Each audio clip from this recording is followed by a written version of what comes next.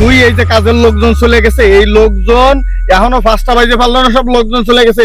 তাহলে আমার কাজটা তোরা বুঝাই দিয়ে যাবে না? আটটা মনে কর যে তুই 6টা পর্যন্ত যে কাজটা করবি, কাজটা বুঝাই দিয়ে যাবে না? তুই রমজান মাসে কাজটা মনে কর হালাল করে তুই টাকাটা নিবে।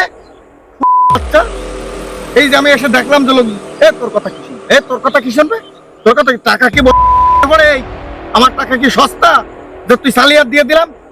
হ্যাঁ, তোর আমার কথা করছিস তুই, তোর কথা কি শুনবে? এই ইফতার খালি ওরা করবে, এই ইফতার আমি করবো না? আমি রোজা নেই? এইভাবে করলি তো, এইভাবে করলি তো গৃহস্থ মরে যাবে। তুই যে রমজান মাসের দোয়াই দিয়ে, রমজান মাসেরও খাওয়া দাওয়া নেই, দুপুরে খাওয়া দাওয়া আছে রমজান মাসে, সকালে খাওয়া দাওয়া নেই, তারপর কাজের মাঝখানে টিফিন নেই, তাহলে কাজ 100টা কাজটা উঠাই দিবি না? কাজ বেশি করে দিয়ে কাজটা ভালো করবি না? টাকাটা হালাল করে নিবি না? তুই তা না ছেলে, লোক নিয়ে আইছে তোর মতো ফাইবাদ, তোর মতো শয়তান, এইসব ফাইটাই দিয়ে আমার টাকা নিয়ে যাচ্ছে রমজান মাসে। টাকা কি কাল কিয়ামতের ময়দানে তোর হিসেব দেওয়া লাগবে? এই যে কাজ করতে আইসি, কাজ করতে এসে কাজ না করে ফাই দিয়ে চলে আসছি।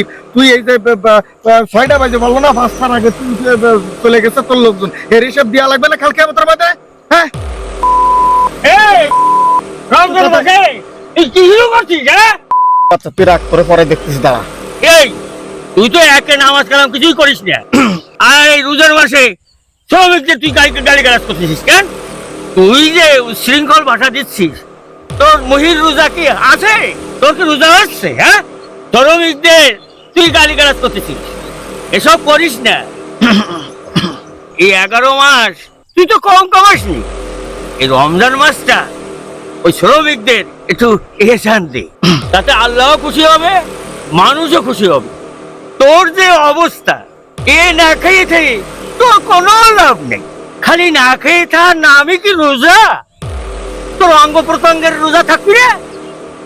শোন, চোখের রোজা, মুখের রোজা, হাতের রোজা, এসব রোজাও থাকতে হবে। আর তুই যে রোজা থাকতেছিস, এই সব রোজায় কোনো কাজ হবে না, কিন্তু এই রোজা কোনো রোজা হবে না। ওই শ্রমিকদের একটু এহসান দে, তাতে আল্লাহও খুশি হবে, মানুষও খুশি হবে, তোরও রোজাটা হবে, বুঝলি?